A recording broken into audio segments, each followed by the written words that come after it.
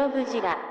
Today we're going to be talking about the Medicom Godzilla Vinyl Wars Godzilla 1962 action figure Xpress exclusive version. Could his name be any friggin' longer? Let's start off with a fine little skimmy-doozer. Starting off at the head, we have some metallic blues, some metallic yellows for the eyes, deep non-metallic black for the center of Goji's eyes, and something that I always really enjoyed about the metallic paint application on this figure is just how much it differs from the base color of the figure. Like, I don't know, this is just a cool little paint application going on here. It's discernible, it doesn't get lost in the base color either, and it's just nice. It's really nice and shiny, it adds a whole bunch of life to the figure, and no matter where it is, it really does just look good. Plus metallic toenails, yeah, on both sides, metallic blue on the shins, knees, and thighs, moving into his crotchal region. And now we move on up into the titty area where Goji's got a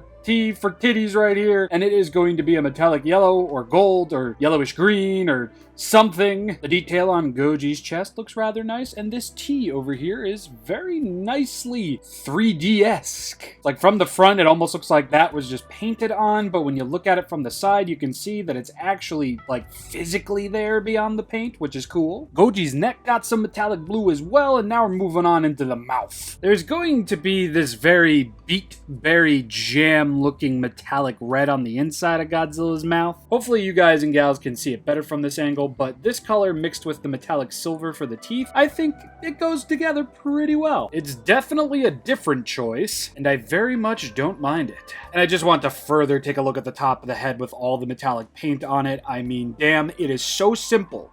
It is so...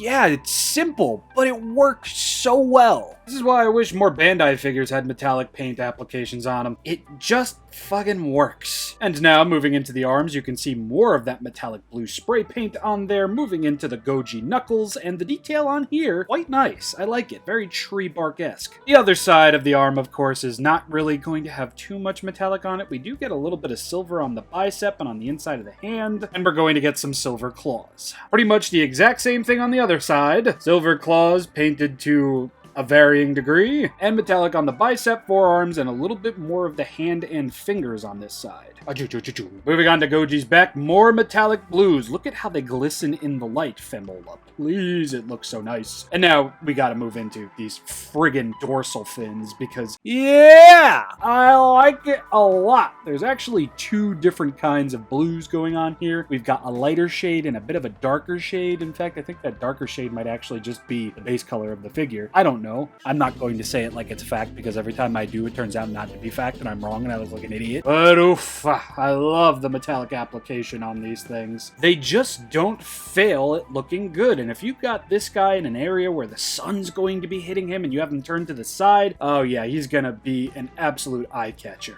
And the beautiful details on here, muted to a sense. It almost looks like psychedelics at the center of the dorsal fins, but still very much present. From the back, it's not much of a sight to see, but it's a sight nonetheless. Looks like we got some nice details on Goji's back at least, so there is that. Oh yeah, the dorsal fins will begin showing some silver color, not all the way to the top of Godzilla's head, but just about here. Most of it's actually just going to be that metallic blue that I showed off earlier, which I honestly prefer more of. And now, we'll have some metallic blue paint along the sides of the tail, all the way to the tip of the tail. Holy moly, on both sides, no less. The dorsal fins, though, not so much. The silver paint stops right about there. And I do kind of wish at least, like, there was a bit more of this metallic blue along the tail. Really wouldn't have minded if the whole thing was metallic blue, but that, I don't know if that would have fit with the overall aesthetic that we're dealing with here. On the bottom of Goji's feet, Godzilla 62 and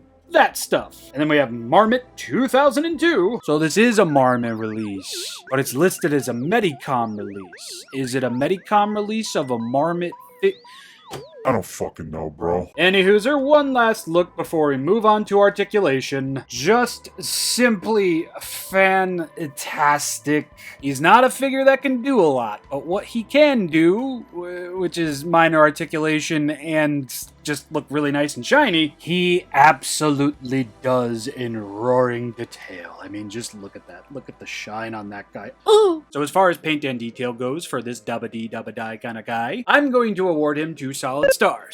It just works from every angle. I mean, it's a giant blue Godzilla. Looks like Cookie Monster. That kind of stuff. There's a reason why this is like my second favorite of the entire collection. Yeah, second favorite. I just decided that right now, so it might change in a couple of days. Videos. So, articulation. Nothing at the head. We'll get a full 360 degrees motion at the arms. Just gotta be careful with those claws. God, he looks distressed with both of his arms up too. Is that a feature of Marmit and Medicom figures? Just want to know. And now for the legs. All the way around. Don't gotta worry about no paint. And finally the tail, which goes all the way around.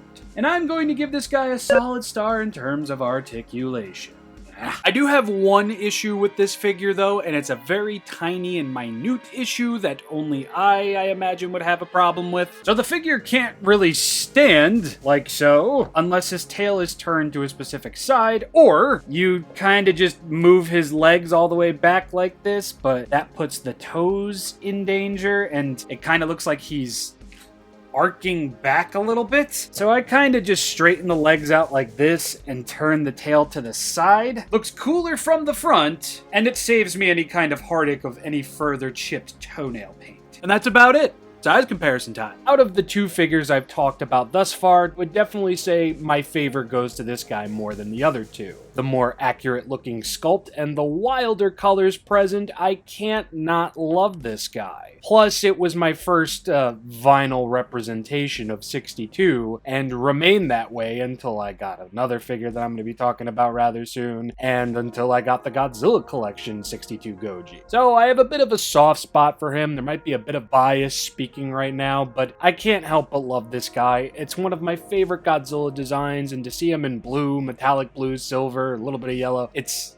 great. I love it. As a figure, as he stands here, as he looks, I mean, it's right up my alley. It's blue, it's metallic, it's eye-catching, it's King Goji, one of my favorite Showa-era designs ever. And what's there not to love? He's a big old blue guy that lives in the blue world. Yeah, I like it. I like it a lot. Definitely in my top 3, now that I really think about it, in terms of Marmit and Medicom figures. So that's done and over with. Hope you all enjoyed. A little on the quick side, I know. But when next we meet, I will be sticking around a little bit longer, as yes, I will be talking about the Hasbro GigaCons Transformers Armada Megatron.